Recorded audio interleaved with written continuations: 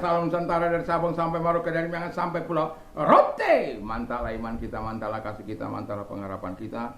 Tentunya dalam Yesus Kristus menjadi Tuhan dan Juru Selamat kita dan Juru Selamat dunia. Jangan katakan bahwa Yesus bukan Tuhan, jangan katakan pula bahwa Yesus bukan Juru Selamat. Dia adalah Tuhan, dia adalah Juru Selamat.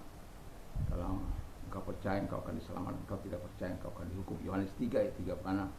Dan dia juga berkata dalam Yohanes 3 ayat 16, karena begitu besar kasih Allah.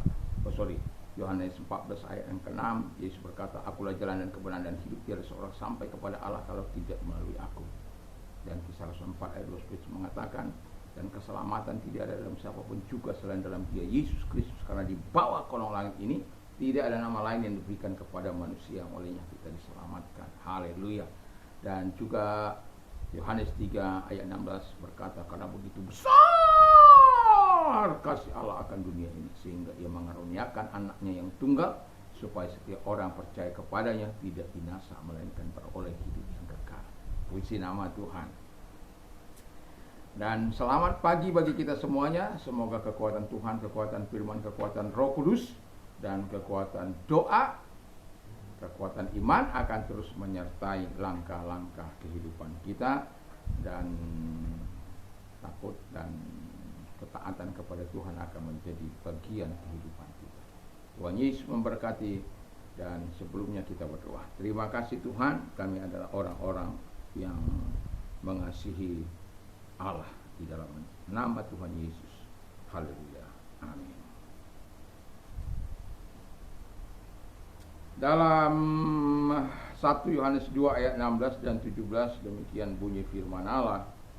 Janganlah kamu mengasihi dunia dan apa yang ada di dalamnya. Jikalau orang mengasihi dunia, maka kasih akan Bapa tidak ada dalam orang itu.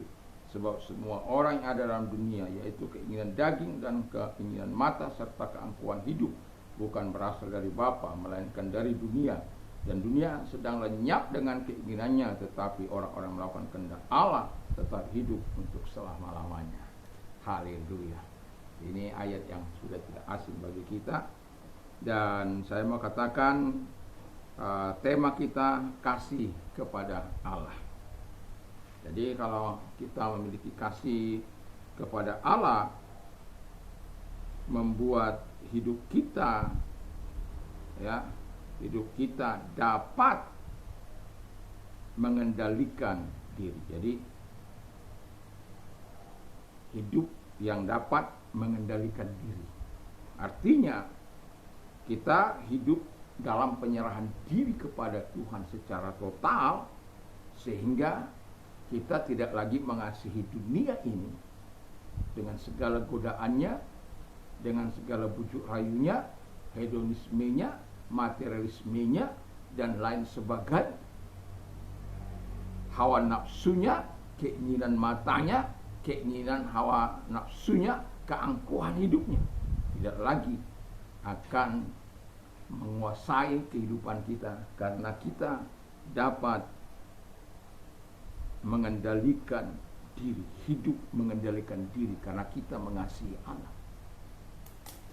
Apakah itu kekuatan murni kita? Tidak. Apakah itu kemampuan kita? Tidak. Apakah itu karena kehebatan kita? Tidak. Ataukah karena kegagahan kita, kecerdasan kita, kepintaran kita? Tidak. Karena kecantikan kita? Tidak. Semuanya karena Tuhan. Kalau kita bisa mengasihi Tuhan dengan sungguh-sungguh dan hidup dalam pengendalian diri, karena memang Tuhan telah memberikan kita salah satu buah roh, itu adalah pengendalian diri, sehingga kita tidak hidup dalam roh dunia ini, tapi hidup dalam kehendak Allah, hidup dalam kemauan Allah, hidup dalam ketaatan kepada Allah. Karena apa? Adanya pengendalian diri daripada Allah di hati kita. Rohnya ditanamkan di dalam hidup kita. Karena tubuh kita ini adalah bait Roh Kudus. Yang kedua, kata firman Allah, hidup mempertahankan diri dalam kekudusan Allah. Haleluya. Gampang? Tentu tidak. Mudah? Sama sekali tidak. Apa? Kita mau katakan itu terlalu sulit dan tidak mungkin? Juga tidak. Karena apa? Kita memiliki Tuhan yang kudus. Bahkan firman Allah dalam 1 Petrus 1 ayat 15-16, as he who call you is holy, be holy in all your conduct, as it is written. Sebagaimana ada tertulis itu, be holy for I am holy. Sama seperti Dia yang memanggil kita adalah kudus, supaya kita kudus dalam setiap perbuatan kita, tingkah laku kita. Jadi itu karena apa? Karena kita memiliki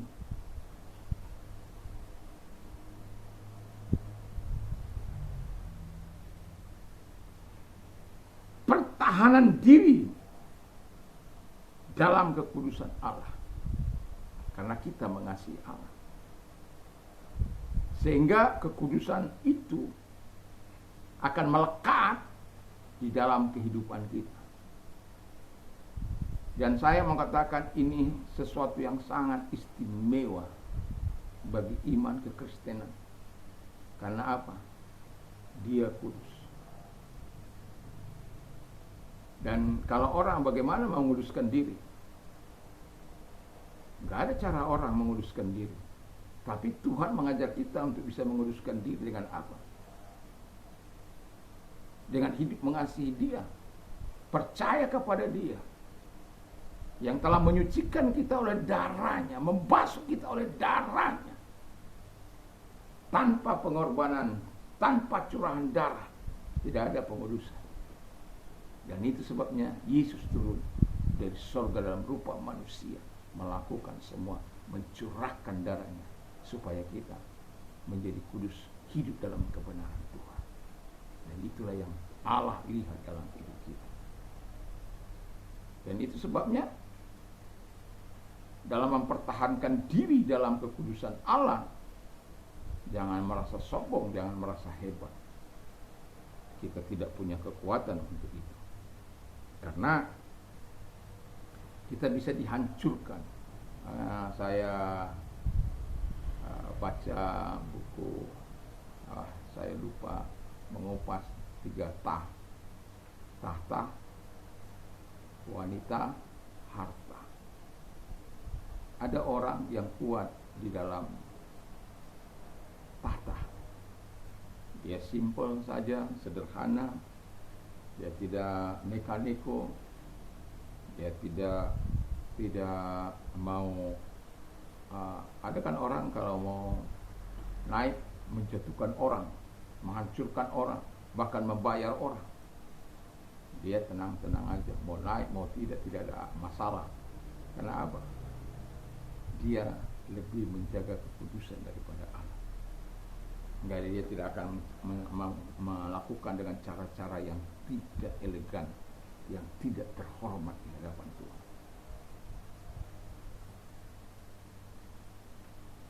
Itu 3 tah. Tah yang pertama, tahta. Ada orang yang kuat, yang tidak kuat dalam wanita. Itu sebabnya harus penuh dengan kewaspadaan. Harus penuh dengan kehati-hatian dalam hidup ini. Kita tidak tahu wewe gombel itu datang. Ketika kita ada di hotel, ada telepon tiba-tiba masuk, butuh kasur hidup atau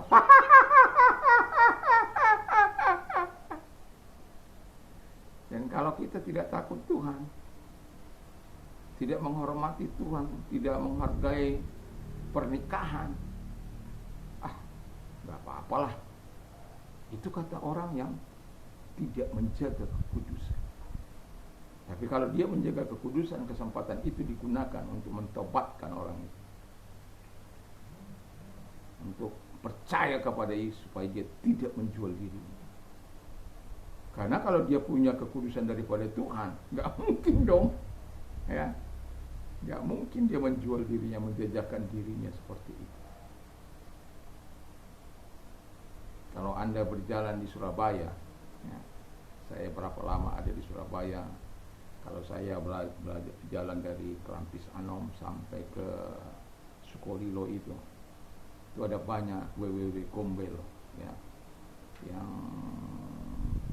yang menjajakan diri mereka sepanjang jalan itu. Saya nggak tahu setelah Bu Risma menghabiskan atau memporak-porandakan Gang Doli itu apakah masih ada, karena saya sudah tidak ada di situ sudah. Tetapi sepanjang malam saya melihat orang-orang yang bertransaksi, karena saya malam harus menjaga satu tempat di Sukolilo itu milik gereja, dan dari saya pagi sekolah dan malam saya harus ke sana menjaga.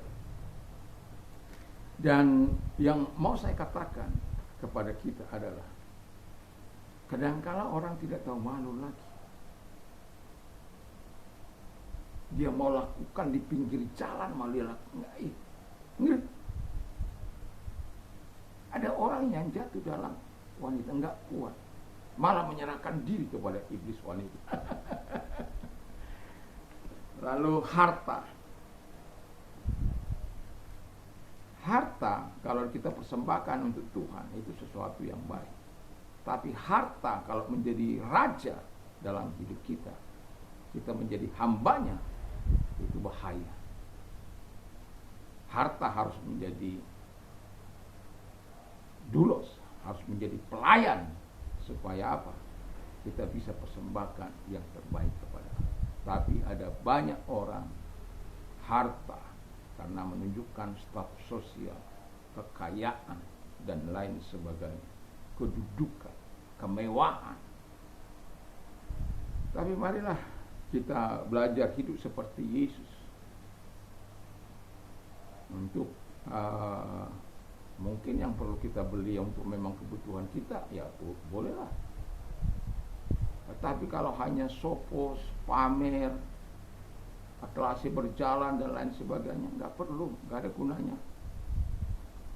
Bahkan kadang-kala kita miris, ada yang dirampok lah gara-gara itu, ada karena nyawanya melayang, ada anak yang dikasih emas pada akhirnya dilenyapkan oleh karena tergoda oleh harta.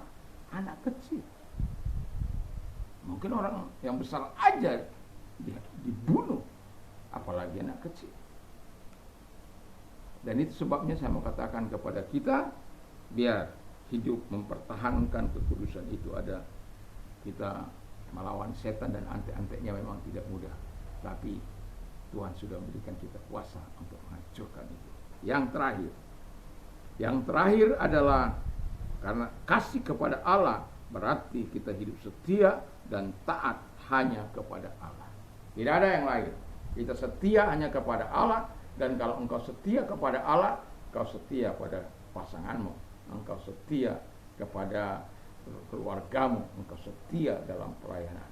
Kalau engkau setia kepada Allah, kalau engkau taat kepada Allah, saya yakin dan percaya ketaatan kepada Allah adalah harga mati. Tapi ketaatan kepada manusia tidak perlu kita lakukan. Kalau mereka mengajak kita kepada hal-hal yang tidak baik, tidak perlu.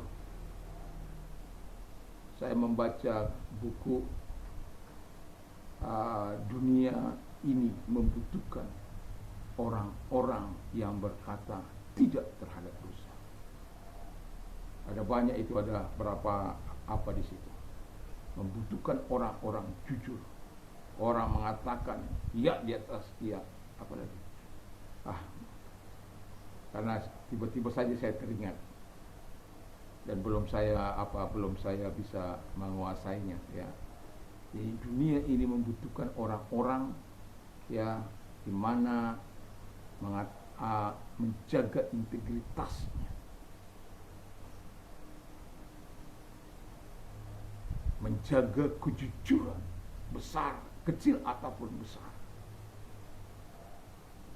Dan semoga kita tetap setia untuk melakukan ini semua di hadapan Allah. Karena apa? Kita mengasihi Allah. Dasar kita itu karena kita mengasihi Allah, sehingga kita mau melakukan apapun yang dikehendaki Allah dalam hidup kita. Semoga Tuhan menolong kita. Mari kita tunduk kepala kita berdoa. Terima kasih Bapa di surga, kesetiaan kepadamu dan juga hidup dalam kekudusan-Mu, hidup dalam pengendalian diri, itu adalah anugerah yang Kau berikan kepada kami. Itu karena kami mengasihi Tuhan, dan Engkau terus mau menjalin persekutuan dengan kami, kasih dengan kami, dalam nama Yesus. Kalau engkau dalam keadaan sakit, apapun sakit penyakitmu, saya mau berdoa bagi Anda. Dan kalau engkau membutuhkan pertolongan Tuhan, angkat kedua belah tanganmu dan kita berdoa. Tuhan, lihat tangan yang diangkat kepadamu, dalam nama Tuhan Yesus, Engkau hadir kepada mereka karena Engkau tidak mengenal jarak, ruang maupun waktu. Saat di sini kami berdoa, Kau mampu menjamah mereka di dalam nama Yesus Kristus. Segala sakit penyakit yang mereka derita, aku perintahkan dalam keluar, dan oleh bilur-bilur daripada Tuhan, jadilah engkau sembuh oleh kuasanya, jadilah engkau sembuh oleh bilur-bilurnya, jadilah engkau sembuh oleh kuasa firman, jadilah engkau sembuh. Terima kasih Tuhan buat pertolongan-Mu kepada mereka. Dan kami juga berdoa Tuhan Yesus kepada mereka-mereka yang dari mengalami masa-masa sulit dalam hidup mereka. Kalau engkau orangnya, angkat kedua belah tangan kita berdoa. Tuhan, lihatlah orang-orang yang mengalami masa sulit dalam hidup mereka. Tapi kami tak percaya kepadamu Tuhan, bahwa Engkau tidak mengenal masa-masa sulit. Engkau mampu menolong mereka, memberikan jalan keluar sebagaimana firman-Mu, sehingga mereka cakap menanggung segala keadaan mereka. Karena Tuhan menolong mereka, memberkati mereka, memberikan jalan keluar sehingga mereka dapat menanggungnya. Terima kasih Bapa di surga, di dalam nama Yesus kami berdoa. Haleluya. Amin. Selamat pagi, selamat kita berkarya tentu bersama dengan Tuhan, dan ketaatan takut akan Tuhan menyertai kita. Mantap, mantap, mantap.